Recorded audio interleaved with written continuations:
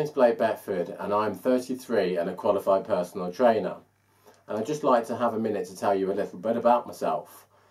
Back in 2003, I was actually an aspiring fitness model, and I suddenly started to suffer with abdominal pain, rectal bleeding, felt very fatigued all the time, and a lot of weight loss. So I went to A&E, where I was later diagnosed with a condition called ulcerative colitis. And I spent the next 10 years battling ulcerative colitis. And then in 2013, I had surgery and I've now got an ileostomy.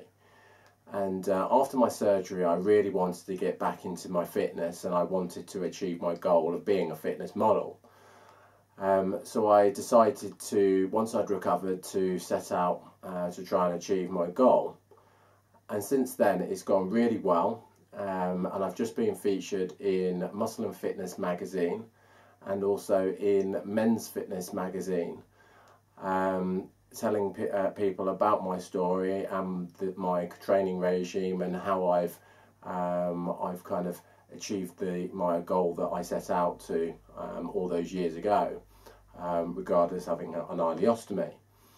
And then I was approached by Opus Healthcare to share with you guys what it is I did in regards to training when I first came out of my surgery. So after you've had your first 6 weeks and your stoma nurse or your surgeon has said that you're okay to maybe start doing some light exercise, it's at that point these exercises would be really good for you. So I'm going to talk through 5 different exercises. I'm also going to give you my top tips on the exercises as well.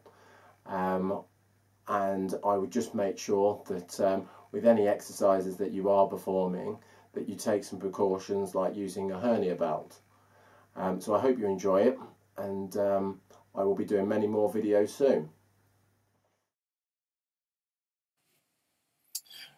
This is the lunge using the suspension system, which is a great all-over body exercise.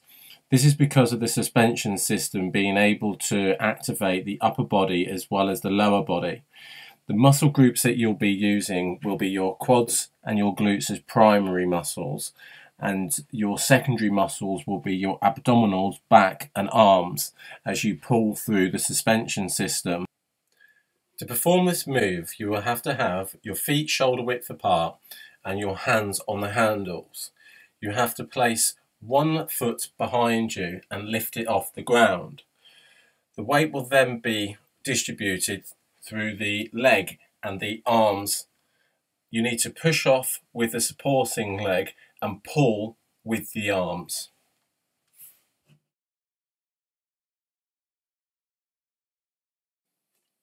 This exercise is called the low row, which is a great upper body exercise. To perform this exercise, you need to stand with your feet shoulder width apart and your hands on the TRX handles.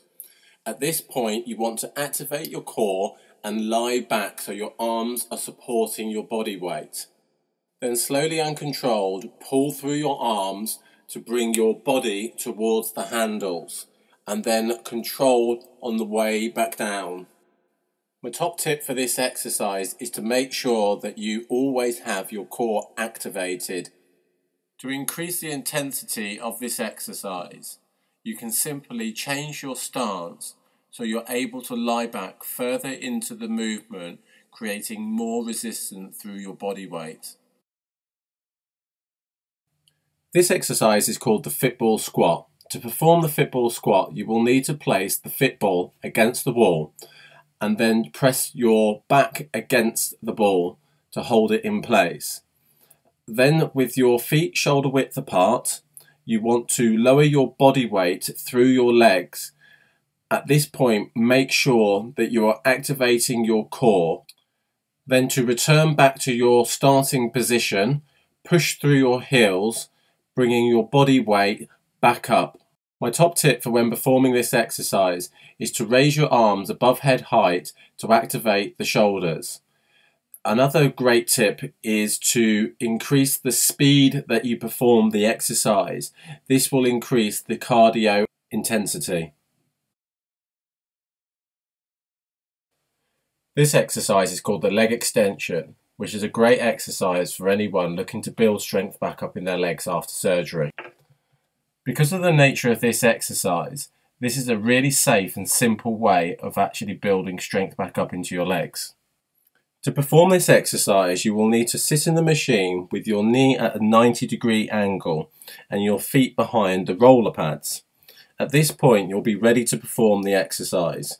You need to slowly and controlled lift your legs until they are nearly straight. My top tip here is not to completely straighten your legs out to protect the cartilage in your knees. This exercise is a fit ball ab exercise, which is a great way of activating the core. To perform this exercise, you need to stand with your feet shoulder width apart, with the fit ball out in front of you. Then in a slow and controlled manner, you will need to lift the fit ball above your head and then returning back to the start position.